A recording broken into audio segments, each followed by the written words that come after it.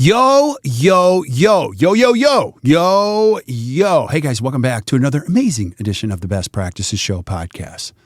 We're big believers in making sure you maintain your freedom as a dentist. We're coaches. That's what we do. And you as a dentist, you might be struggling with this. Like, why did I do this? This is getting out of my control. I want to reclaim my freedom. Well, today we bring back Miranda Beeson, the Director of Education around here. And we talk about your practice, your life, and how to unlock your freedom and how you get that back as a dentist so you enjoy going to work. So please listen to this. I hope you guys enjoy it, and we'll see you soon.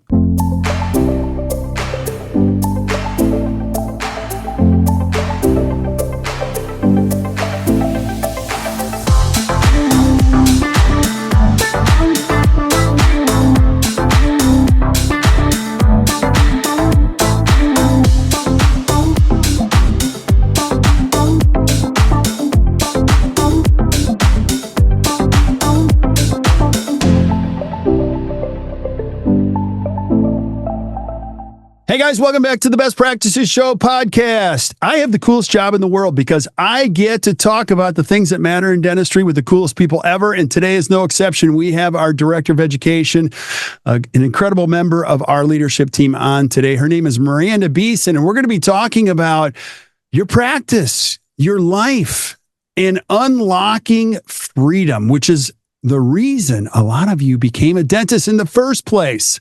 So, Miranda, thanks for being back. I always appreciate you. Thank you so much for having me back. I love being here. I'm excited to talk about this today. Yeah. And so talk about the why. You guys don't hear our pre-show conversations, but I'm like, oh, let's talk. Where did this come from? What are we talking about today? And where did it come from? And why is it so important? So I wanted to talk about this today because I was sharing with you in the pre-show. I'm just in this really emotional space right now about dentistry, about our profession, being a hygienist. I'm super emotional about where hygiene is right now in the world of dentistry. And I love working with our dental practices and our teams and entrepreneurs, ultimately, people who've opened their own practices or joined practices, and they're trying to grow a business because they want to create something for themselves. And I love that you always talk about the freedom that you should feel when you're a practice owner. And I just believe in that so wholeheartedly. And I've just been really emotional about it lately because I think maybe I've been exposed more lately to some stories that aren't as positive. And I just want everybody who's listening and everyone who's in our profession as a whole, if I could stand on top of the mountain and, with a megaphone shouting it out, is like, you can have freedom. And what you and I believe, which is like, this is a really amazing career. And it breaks my heart a little bit, to be honest, when I hear those stories about the Sunday dreads. Sunday afternoon, you're getting back from maybe hanging out with your family over the weekend, and you start thinking about having to go back to work tomorrow, and you get that pit in the bottom of your stomach, and you start to get more irritable as it's time to put the kids to bed, or you start to kind of seclude yourself or pull away from your family or maybe conversations with your wife because your mind is rolling about the stresses of what's coming tomorrow. And I hear those stories. I see that online. I hear people talking about it, and it just breaks my heart a little bit because I want for people to enjoy fully their life outside of the office. And in order to be able to do that, you have to feel like you're enjoying what you're doing during your work week. And I think there's a recipe for making that happen. And what you always say is dentistry is the best profession. And I just fully, wholeheartedly believe that too. And I think it's a matter of believing in it. And then what is the framework? What are the things that I need to do on a regular basis to make that happen? And I just hear it too often. It just makes me a little sad. So I thought we'd bring hope today to anyone who's maybe feeling that way. You probably hear stories like that all the time too. I hear stories about that all the time. As a matter of fact, I'm going to be doing a couple of podcasts, and people are talking about, like, can you talk about the burnout epidemic? And while we're not experts on mental health or burnout, we're experts on the health of a dental practice. I will tell you that firsthand, 30 years of doing this, the happiest people we see are living their best life. And what that means for me is they're in control of how they treat people, how they spend their time, how they charge, what they talk about. Like, the list goes on and on and on, and slowly, little by little, they relinquish that control, either willingly or unwillingly. And then you wake up and you go, why am I doing this? Because I'm just going to say this. As an entrepreneur, nothing makes me happier than knowing I'm doing it my way. And I'm virtually unemployable right now. I couldn't get a job because I would get fired in 1 minute working for someone else because I like it the way I like it. Now, there's a whole thread to that, but here's the bottom line. I'm going to go back to what you said, Miranda. It's like dentistry is the coolest thing. You can practice wherever you want to practice. You can work whatever hours you want. You don't have to work with anybody. I want you to think about this. If you're listening to this podcast, driving in your car, like you don't have to work with anybody. It's not predetermined for you. This book called Dentistry, it is like you write it. You get to write it. So write it your way. So where do we even start with this? Well, I would say what you just said, I just want to piggyback on, while as much as we hear stories about people who struggle with the frustrations of business ownership, the beauty of what we do in the world of practice coaching is we also get to hear the celebrations and the success stories that dentists experience. And you and I have conversations often when we leave a To the Top Study Club or an event where we have our guests and our clients in Milwaukee. And that's the best part of our time with them, is being able to hear those stories of success and those stories of freedom. And, I'm working 3 days a week now and I'm profitable and I love it. And how did you get there? And so I just want to talk a little bit about some of the high level steps that we work through with clients to help them be able to achieve that freedom where they feel a bit more balanced. Now, you're never going to get rid of somebody calling in sick on, Tuesday morning. Like, those things happen, but they're not going to bother you to the extent that they do now when everything else just feels right and feels good. And like you said, you have control. So I think the first step in the first place for us to go is, where do you get that control and how can you feel control? And I think step one is you have to know what it is that you want. So like you just said, you love being an entrepreneur because you want to be in control of your own destiny. You want to be in charge of what you're doing day in and day out. And I would argue that most dentists that are frustrated with their workday, it's because they don't have any framework or control for what's happening. They're showing up and just kind of working for their practice instead of creating a space in where their practice can work for them and for the life that they want.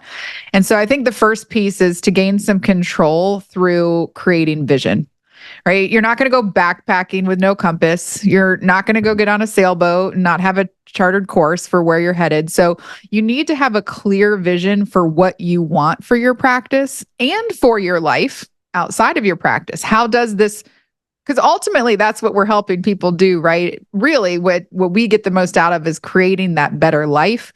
And how can this practice help myself and my team members and my patients to have a better life? How can it work for me in the way that I want it to? So we want to get clarity around the vision. That vision and knowing where we want to go is what's going to give you the control. If it's not clear, if it's not documented, if you haven't put the intention behind it, you're really just at the whim day to day of whatever comes your way. Yeah. And I love what you said. I absolutely agree. And I think part of the thing is, if you've been listening to education especially in dentistry, I mean, the word vision's been used and overused and used, and I completely agree. It is your vision. Part of the challenge becomes our self-limiting beliefs around our vision. Like, oh, I'd love to work a regular work week. Well, my buddy said we can't do that. And, there's so much information in dentistry. It's the single biggest problem. A lot of people think in order for their practice to be better, they need more producers so they can take time off. I'm using air quotes. They can make more money. They can have a larger facility. Once I get a partner or an associate, now I can take more time off. And so those are sometimes self-limiting beliefs or not true statements at all. I think your vision is this, like, how do you want to experience yourself during the work week? And start with something like that. Now, I'll throw a couple things at you that are really hard as part of your vision. I believe work now more than ever has to be in a container. And the container has to be like, this is my container. My container is Monday through Friday. I can choose to look at stuff on a Saturday, but that's my choice. Do you know what I mean? I'm not going to ask anybody else to be here. And the container definitely closes after 5 o'clock, so I think I love the phrase. I heard this tone from the top. The tone from the top, which is the person you are, if you're the dentist and you own it, is like, listen, I'm putting my flag in the ground and we are going to have a life. And it starts with how this business really operates. A lot of times people start with the vision on like how they're going to treat patients. And don't get me wrong, that's very, very important. But you, my friend, I'm talking to you who owns, like you're going to spend 30% of your life working. And I was just on a call with Heather, another one of our amazing coaches, and we were talking like, what makes you really happy as a business owner? It's not the work you do for people. Yes, that's great. It's the fact that you grew and developed some incredible human beings that went on to do some even better things. And you could go, I was just part of that journey and they had a life and we watched their kids grow up. I could go on and on and on, but that's part of the vision. Don't you think, Miranda, you get a chance to coach a lot of great practices? I do. And I think that exactly as you just said, and then some, which is the really, really cool part is that's different for every single person. Right. So what one person wants for their practice, for their patients, for their team, for themselves is completely different than the next person and the next person. And that's why as a practice coach, it's really fun for us because no day is the same. No call is the same. I know you said you were just talking with Heather. If Heather and I sat down and compared clients that we're working with, like none of us are on the exact same path because the vision for each person and for what they want for their life and their practice is different. And so it kind of speaks to what you were saying before too, which is you can't just go online and say, what kind of practice should I create? Hey, what are you doing? Maybe I'll try that too. That's going to be someone else's vision now that's in front of you. And you're going to be living someone else's dream and someone else's life. And that's not going to fulfill you in the end. So when we're talking about crafting a vision, it has to be unique to what you want. And I think sometimes that's the hardest part for people to stop and actually think about is to slow down long enough and carve time out enough to really sit with your thoughts and be able to think, what do I want right now? What do I want 3 years from now? What am I going to want 10 years from now? I'm 45, right? I'm on the back end of my career. I still have plenty of time to be in this mix. Don't worry, I'm not going anywhere. But I'm going to have a completely different vision than what I had when I was 24 graduating from dental hygiene school. Believe it or not, in that vision, by the way, in the last paragraph, it said I wanted to be working in the speaking and consulting world, helping other teams and hygienists, which is so cool that I'm doing that now.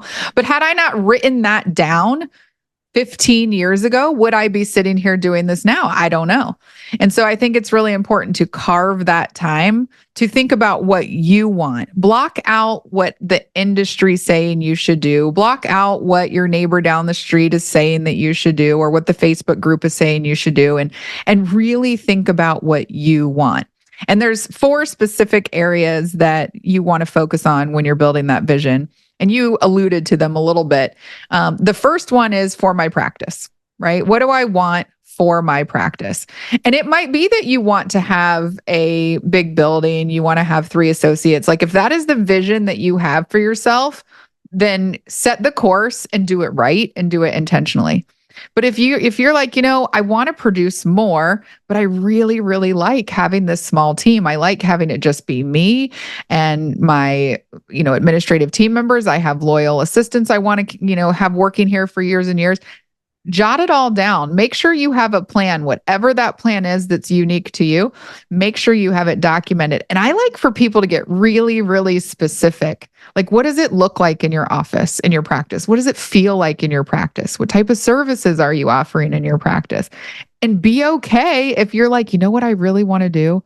I just want to do crown and bridge all day long.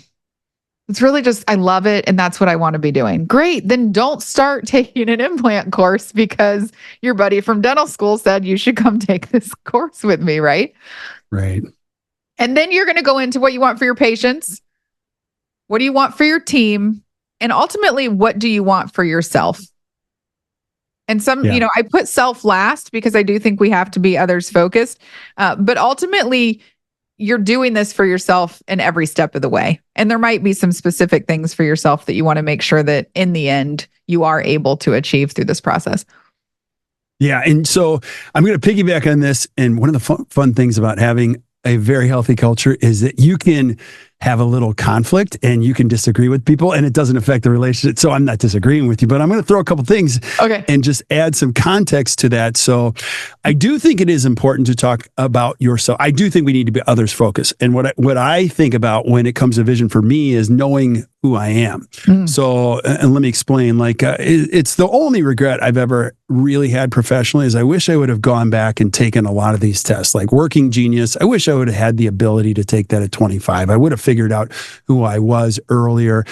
DISC, I wish I would have leaned into that. Also Colby, all of these tests, like if I could have learned who I was and what I really enjoyed earlier, I would have a better sense of what for me looks like. I'll give you an example. I love ideas. Execution is not my thing.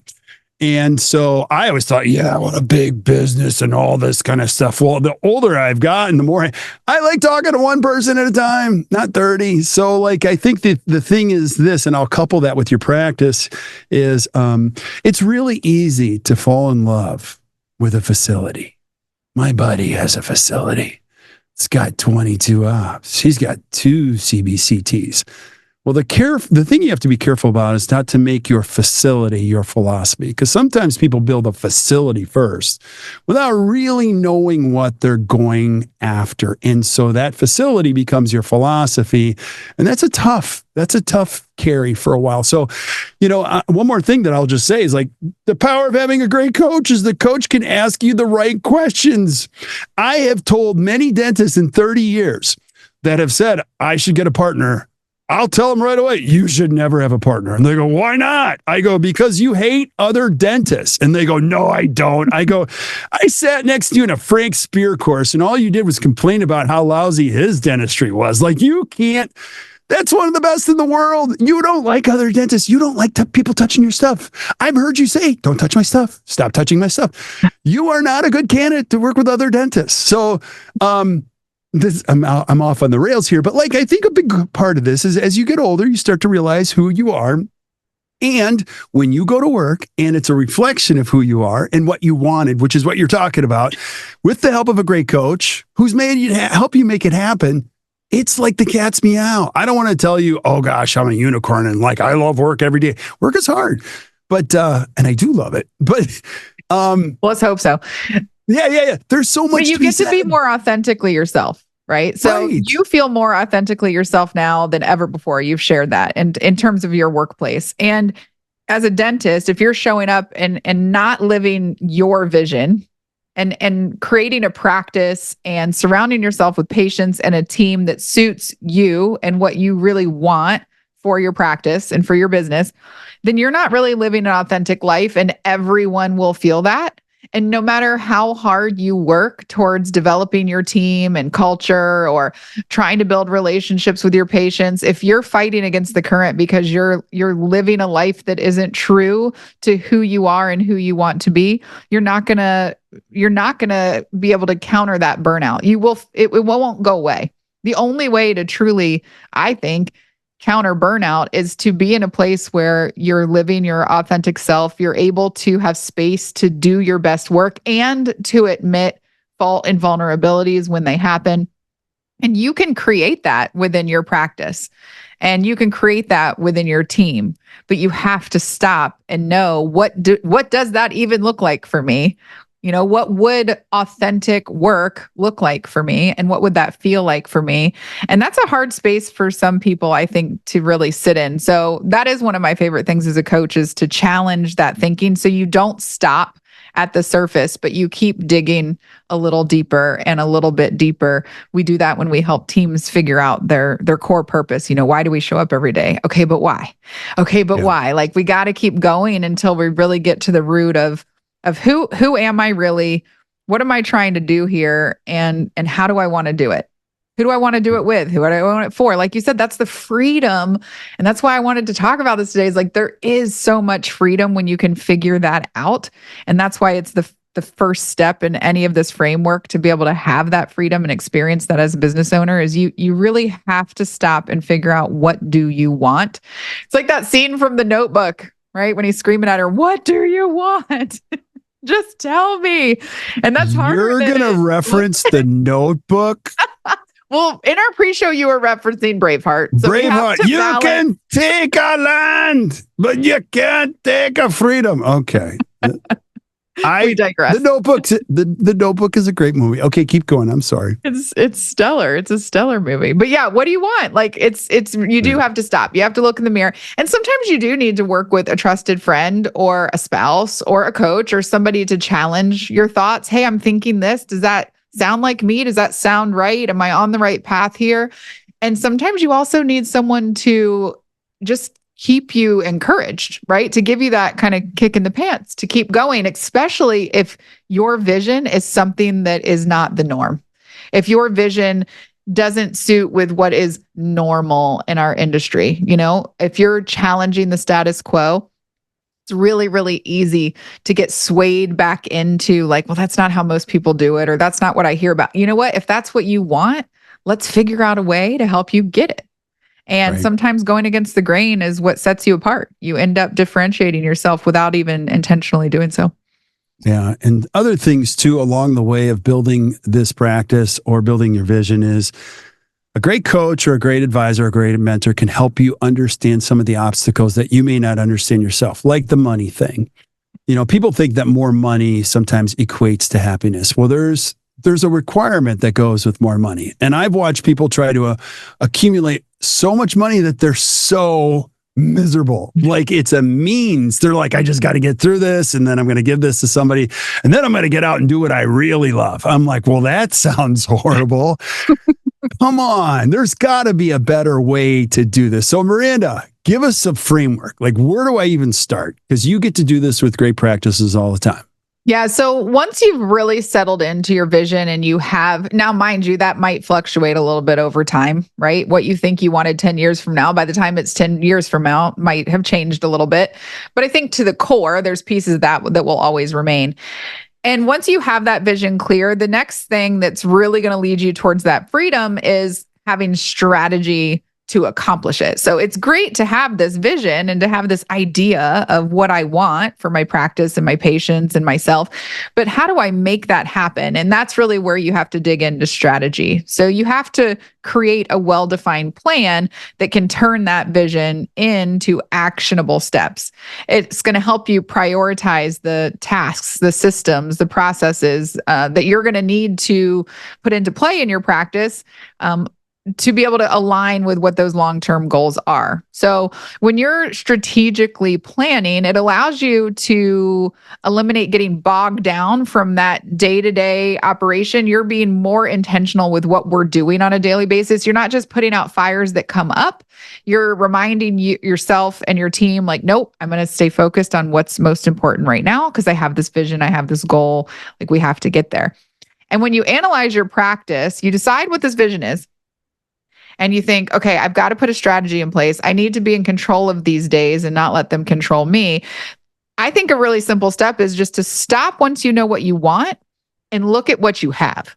Right. And analyze where are the gaps in what I currently have in this practice and in my team and with my patients and within myself. And what's the gap that I need to bridge in order to get to where I want to be with this vision? So doing a little analysis around your practice and those aspects of your vision to see where are we missing the mark now, so that we can start to make some plans for bridging that gap that exists. We have a tool for that we work with practices through, which I love. It's called our OGT tool, and OGT, so outcomes, goals, and targets. So we work with teams to create annual successful outcomes. So vision is big. Vision is 1 year, 3 year, 5 year, 10 year. It's really big, lofty thinking. And we need to be able to bring that down to something that's digestible in shorter timeframes. And so we like to look at that big vision and then taking it down to annual, and then from there quarterly, and then weekly. And so it's bite size at that point. So yeah, taking your vision and saying, okay, this year, what would be a successful outcome for me? If by the end of this year, this particular thing happened, or I felt this particular way, like I was not staying past 5 o'clock at the office anymore by the end of this year. Great. That's a successful outcome. Now, I don't have a goal in place yet for how I'm going to make that happen, but I have to start with taking this bigger, loftier vision of like spending more time with my family and being able to engage in after school sports and activities and, whatever lived in that bigger vision. This year, my outcome would be if I could just get out of the office by 5 o'clock every day. Like that would be an outcome for me. Now, I might then need to take it one step further into setting goals. So what is a goal this year that can help me get there? So I'm going to, by the end of this year, I'd like to change my hours so that we're done seeing patients by 4 p.m., and then and build that out into a framework that we can start to day to day make actionable steps so that a year from now, 2, 3 years from now, maybe 3 years from now, I'm down to 3 o'clock end time of my day. Now I'm not only making it to my kids' soccer game, I'm also getting home to change clothes first and maybe having a snack and a chat with my significant other. Yeah. It's so good that you said that. And again, the OGT tool is an amazing piece of developing strategy.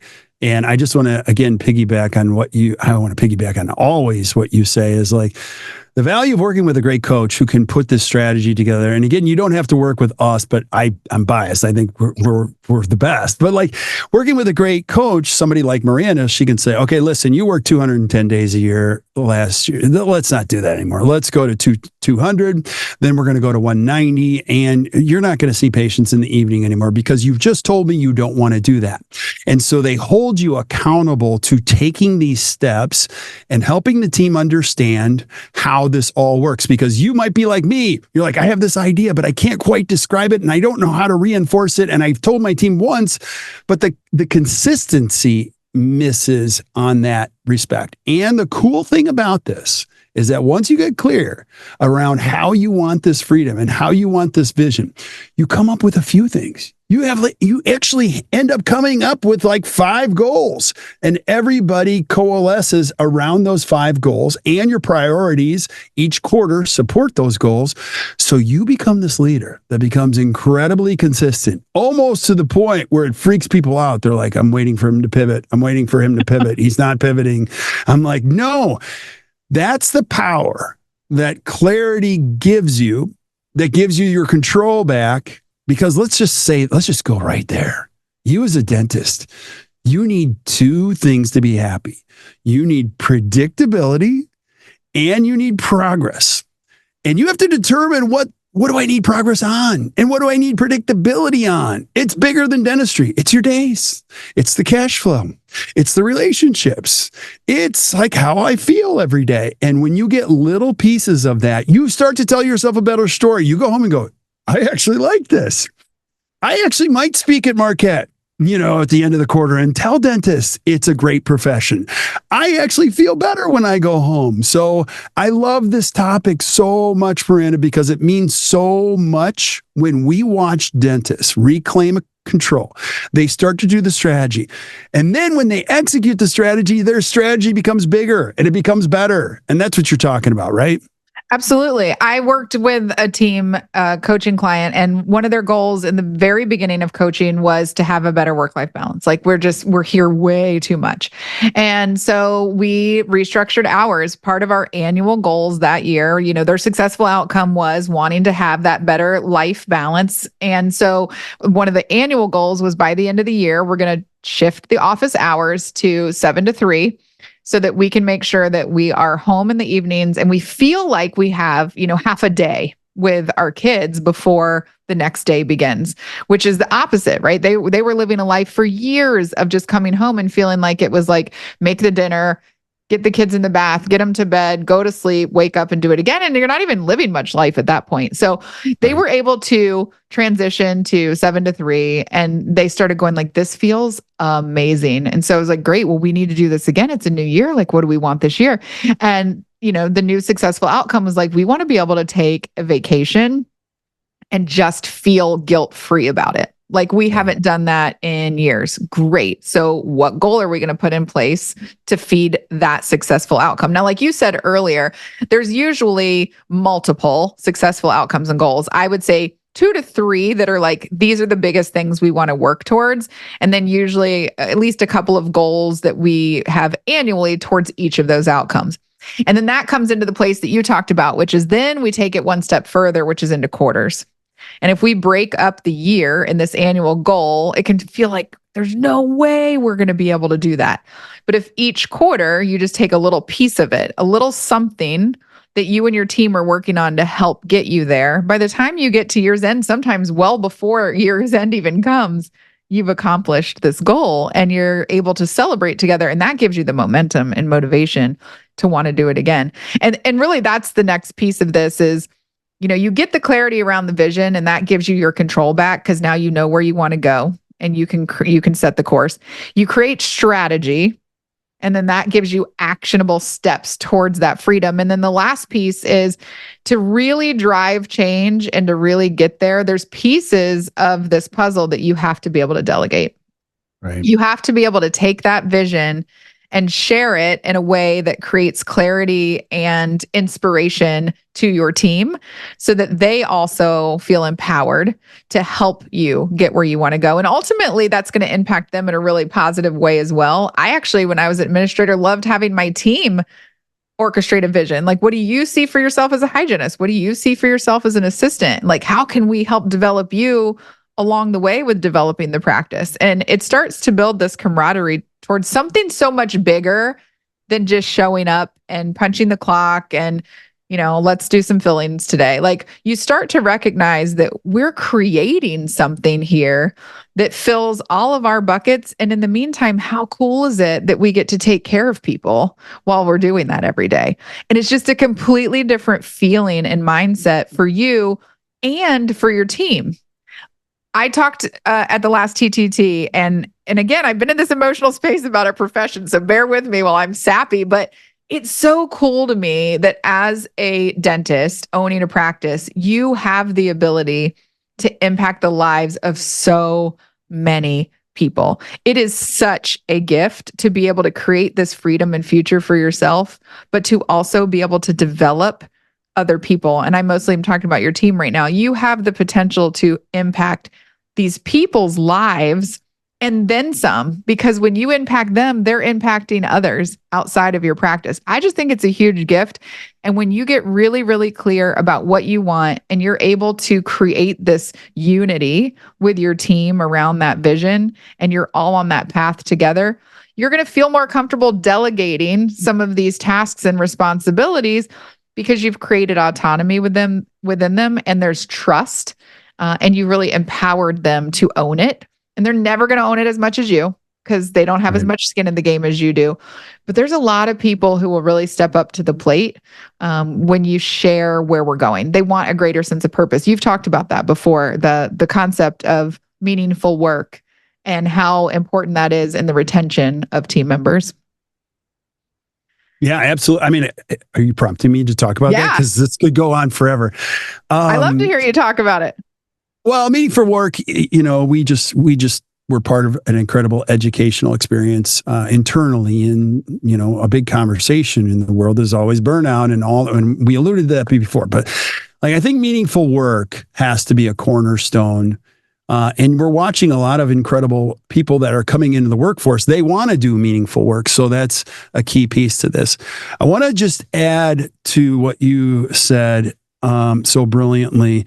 This is not foreign to you if you're a dentist. You have learned in a career that that diagnosis and treatment planning, when you do it over and over and over again and again, and you get better at it, it creates a predictable outcome.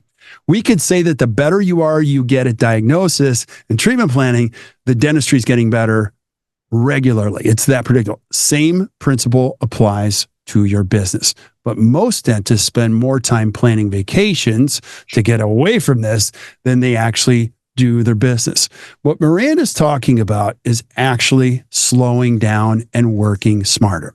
It means saying no to patients next week for maybe 1 or 2 days and saying, listen, let's get together. Let's talk about our purpose. Let's talk about what this all means. Let's put a plan together, and then we're going to do it again next quarter. one of my favorite things I think we've ever accomplished, and I'm just sharing this because it's is the ability to unplug for a week or a quarter. We unplug away from client face for the most part, and people come in on Friday and we have fun on TTT, but we say no to work on 1 week per quarter and we make ourselves better. We do something fun. We do the hard work of planning. We do executing. And so it's become this expected response. We're creating a neural pathway that if we ever took that away, people go, I remember the days when we used to slow down and talk about work. And so you as a dentist can change the narrative, because your old narrative was, we did 2.4 million. We're going to grow by 10%. That's the old way of setting a new sale and setting a new vision, which just screams to he's just getting a new boat next year and maybe another lake house or something like that. You change the whole conversation around what this means for us to grow, to get better, to put a strategy together. And my favorite thing, again, that whole week is I don't talk about money. I talk about like what it matters, what means, our core purpose, our core values, the reason behind this work. And I want the same thing for you if you're listening to this. And I know it's a different business, but what Miranda's talking about, it works. I know firsthand. It changes how you feel about things, and that becomes the vehicle for how you get the team excited, because you can't just deliver this vision once a year and then send them to education. And then every Christmas we have a Christmas party to make everybody feel better. And I give them a little money to spend on themselves and everybody loves me because of it. And then we rinse and repeat.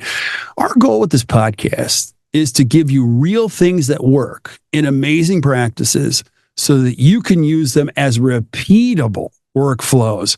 And I'm telling you right now, if you do it, you're going to call us or email us 4 years from now going, that worked, man. It worked beautifully. Kirk, we were just on the Office Manager Study Club today, and there was a client on, an office manager, who was celebrating. We were talking about some challenges that people have with building unity amongst their team and getting buy-in and whatnot. And this office manager was sharing. They said, well, I don't understand. How have you achieved it? Like, how did you do this? What's the secret? And the answer was just consistency. They're like, we have our quarterly visits with our coach. We have our weekly meetings with our team. We have check-ins every 2 weeks. And once a quarter, it's with a right people, right seats scorecard. And our team has become so trusting in us as leaders because of this consistent messaging. And they know they have this rhythm. Like you said, it would be disruptive at this point if any of those rhythms changed within the practice, because it has created so much clarity and transparency and trust between the team members themselves and the team and leadership. So you mentioned consistency earlier. And I think it's that exactly. If you, just like anything else, just like with your treatment planning, doctors know this. When you have a case and you have a process, you always do the new patient exam, followed by the records appointment, followed by the consult, followed by the treatment. And for whatever reason today, you felt froggy, you really like this person, we're just going to go ahead and do the records and the consult right after. And something always goes wrong with that case, because you didn't follow your framework, you didn't follow your process. And so when you get into a nice, consistent rhythm, you develop this unity and cohesion with your team, and everyone knows where we're going and how we're going to get there and what role I play in it and what the expectations are and what's going to happen when I meet those and when I don't. And in the end, you have so many less problems. You start going like, oh my gosh, I can't believe I used to dread going to work on Monday morning. Like, that's just like not my life at all anymore, and how grateful you can be. Yeah. Your single greatest asset you'll ever have will not be your skills, your facility, your credentials, your patience, your marketing, your money. It will be the people that you have on your team. And if you believe that, my question to you is, what do you do to support that? And when you create a process that nurtures these people, gains clarity, helps you build a strategy, you delegate in a way that they want to do it. Now, I know I'm talking like a unicorn here, but I am here to tell you firsthand, I get to see the ROI of it, which is, for me, a return in joy. It's a return in days. Oh yeah, by the way, it's a return financially, but that's where I'm at in my life. And you can do it too. You can do it. You can do it. Part of it is you got to be focused on the right things and the process. And when you look up at the end of the day, my hope is that, or at the beginning of the day, you park in your parking space, you walk towards your office and you go, I like how I do it. Like I like who I am. I would hope my team members like who they are. And I'm here to tell you, and I'm sure Miranda, you would echo the same sentiment. You can have that. You can totally have that in the greatest country ever, in the greatest profession ever, if you reclaim your freedom the right way. So what else do we need to know about this, Miranda? Well, that's the biggest takeaway. I have a couple of takeaways, but the biggest takeaway that I want anyone who's listening to this to come to is that you can have that. Like you can have that freedom. This profession can give you exactly what you want. You just have to take the steps to figure out first, what do you want?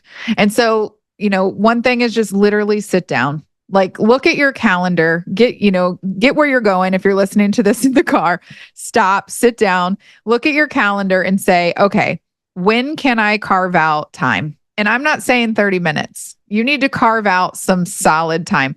You mentioned earlier taking a couple days with your leadership team. If it's just you getting started on this, when is the next time that you have 2 hours that you can block of your life, work life, weekend life? You say, hey babe, I'm working on something this weekend, but it's going to make our life better. I need 2 hours on Sunday afternoon. You just look at your calendar and find out when it is, and you sit down and you start thinking to yourself, what do I want? What would make me feel like I had a better practice and a better life? What do I want for my practice? What do I want for my patients? What do I want for my team? What do I want for me? What do I want for my family? And just let the thoughts flow. You can come back, now you're done. When's the next time I can sit down and look over this again and dig in a little bit deeper and get even a little bit clearer? And eventually you're going to feel so good about what you've created that you can't wait to share it with someone else. Share it with your leadership team. Filter it through your friends or your spouse or someone if you don't have a leadership team before you take it to your team. But the first step is just you have to take the initiative to block the time to sit and be with yourself and find out what it is that you want. And I say this, if you want to work less hours, that's amazing. If you want more time with your family, great. You want to start doing more comprehensive cases? Great. You want to see less patients? Great. You want to see more patients? Great. You want less write-offs? That's great. Like you can do whatever you want to do with your practice. The key is that it has to be authentic to you and what you want. And so you have to figure out first what that vision is so that you can experience the freedom of what business ownership and entrepreneurship can provide you. Yeah. So well said that I don't even want to add to that. My final thought would be this, is if you don't enjoy dentistry, my guess is it's not dentistry. It's how you do dentistry. It's how you experience yourself doing dentistry.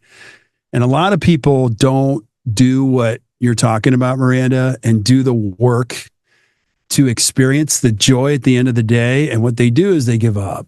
They're like, I got to sell this thing. I wasn't meant to be an owner, and they don't give themselves a chance to experience that. And, our job here is to tell the truth the way we see it, know your truth. Miranda has that on her wall back there. It's like, and we get to see it firsthand. We get to see a lot of, clinicians who become great leaders, great entrepreneurs. And then they're just like, no, I'm done. I'm going to do it my way, or I'm not going to do it. And they sometimes think, well, there's a chance I'm going to fail, and they never fail. They succeed, and they're like, oh my God. Well, a lot of times they have to get to a really rough place first, right? There's some level of low. And what I would say is like, do this before you learn it the hard way. Yes. So true. So true. Wow. Any parting thoughts? Like, we have a couple tools. We've got a great tool that can help you create your vision. We also have an OGT tool that Miranda spoke about, we're happy to share them with you. You can email us. You can email me, Kirk at Act Dental, or Gina, Gina at actdental.com, or Miranda, Mrinda, and we'll send you the tool. Just use it, please. Just use it. I promise you it works. So anything else, Miranda? What else should we talk about? I don't know. I don't know if there's anything else to talk about besides how much we just love this, how much we love doing this every day. And I want to say, I'll just take a moment to say thank you to you to allowing me the opportunity to coach and work with teams and be able to share a message like this. That, it's been on my heart that I just want people to know that this is an amazing profession and you can really go far with it. And I just want to see less and less and less negativity around the world of dentistry, world of dental hygiene. I want to start bridging the gap and bringing people back to like the amazing career that it can really be for people. And yeah, I'm just happy to be here talking about it. Thanks. Yeah.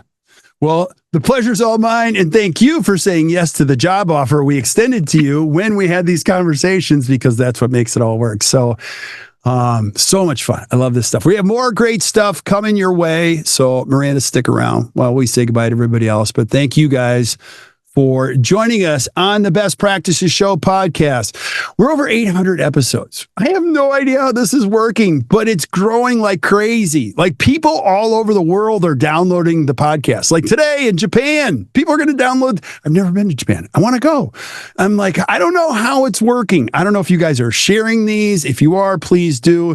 It just continues to grow. And I have nothing more than gratitude to say thank you guys for showing up. And we're going to keep bringing it because we are just getting started. If you need help with any of these things, please reach out to us. We're so happy to help you. Keep sending us suggestions for things you guys want to see. We'll keep bringing it until we see you guys next time or you hear from us next time. Keep watching or keep listening to the Best Practices Show. You guys enjoy your day.